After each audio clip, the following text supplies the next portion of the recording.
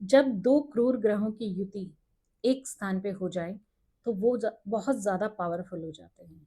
और जिस घर पर उनकी दृष्टि होती है वो घर बहुत ज्यादा एक्टिव हो जाता है।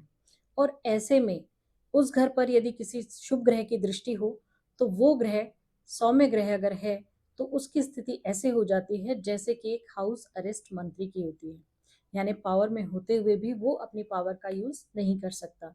कुछ इसी तरह की स्थिति इस समय देवगुरु बृहस्पति की भी है, 29 मार्च से लेकर के 15 मई के बीच में।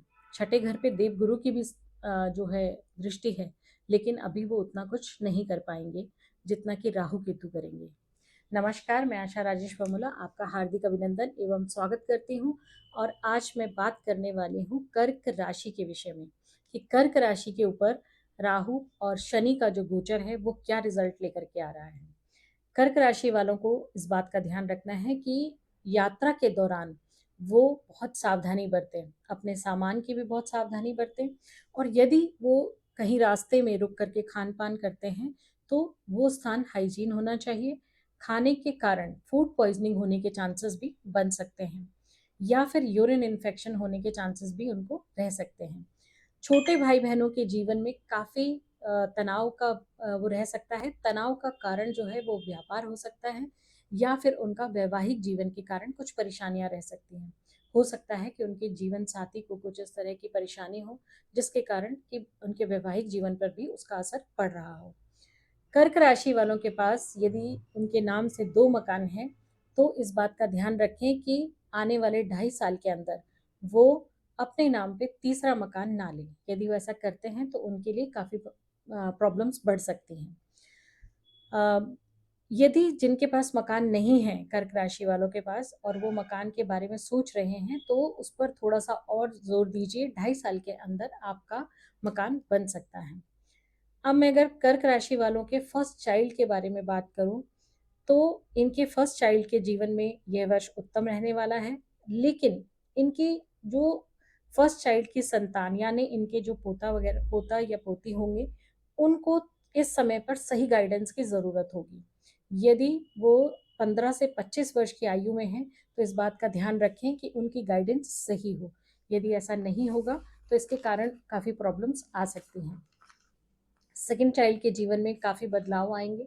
यदि माता पिता बनने का सुख उन्हें अभी नहीं प्राप्त हुआ है तो उनके जीवन में ये सुख उन्हें मिल सकता है। यात्रा अधिक हो सकती है परंतु स्वास्थ्य का ध्यान रखना यहाँ पर आवश्यक होगा। ननिहाल पक्ष के लिए ये टाइम जो है थोड़ा सा गमगीन करने वाला होगा। कर्क राशि वालों के माता पिता यदि जॉब में हैं तो उनका ग्रोथ या प्रमोशन होगी और कुछ बदलाव भी हो सकते हैं। अब बात करते हैं कि कर्क राशि वालों की खुद की जॉब कैसे रहेगी। तो इस साल उनके लिए भी प्रमोशंस के लिए अच्छा टाइम पीरियड है। स्थान परिवर्तन का योग भी बन सकता है। यदि वे अपने हेल्पिंग हैंड्स को किसी भी तरह की मदद करते हैं, यदि उनसे कोई उनका हेल्पिंग हैंड चाहे वो सिक्योरिटी में हो चाहे फोर्थ क्लास से रिलेटेड कोई भी व्यक्ति हो और उनसे वो मदद की गुहार करे तो यदि कर्क राशि वाले उसकी मदद करते हैं तो उनके लिए ये समय और भी अच्छा रिजल्ट लेकर के आएगा। वैवाहिक जीवन में भी सुख समृद्धि रहेगी। यदि विवाह नहीं हुआ है तो विवाह के लिए भी यह वर्ष उत्तम रहेगा। भाग्य स्थान में 2.5 साल तक तो शनि का आधिपत्य रहेगा, तो धर्म के अनुसार कार्य करना इनके लिए बहुत ही फलदायी रहेगा, इनके भाग्य को प्रबल करेगा। घर के बड़े बुजुर्गों की सेवा करना, उनका आशीर्वाद लेना, उनके साथ समय व्यतीत करना बहुत ही अच्छा रहेगा। 15 मई के बाद 6th हाउस एक्टिव हो जाएगा। अपने रोग ऋण शत्रु इनको बढ़ने नहीं देना चाहिए कर्क राशि वालों को। और यदि इन्हें ऋण लेना हो यानी लोन लेना हो तो इस बात का ध्यान रखें कि मंगल या अमावस्या को लोन ना लें। यदि इन्हें लगता है कि शारीरिक कोई परेशानी हो रही है इन्हें तो इन्हें तुरंत डॉक्टर की सलाह ले लेनी चाहिए। किसी के प्रति भी मन में शत्रुता का भाव नहीं रखना चाहिए। यदि ऐसा करते हैं तो इनके शत्रु दिन दुगनी रात चौगनी बढ़ सकते हैं।